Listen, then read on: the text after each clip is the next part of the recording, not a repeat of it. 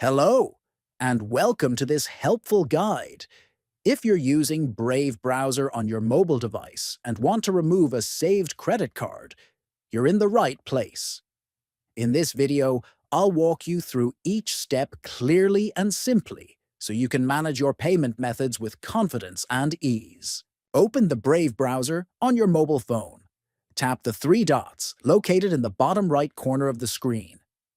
From the menu that appears, select Settings. Scroll down and tap on Payment Methods. Under Saved Credit Cards, tap the credit card you wish to delete. Look at the top right corner of the screen and tap the trash bin icon. A confirmation message will appear. Tap Delete to confirm and remove the credit card from Brave browser. And that's it. Your credit card has now been successfully removed. If you found this video helpful, consider subscribing to the channel for more quick tech tutorials just like this one.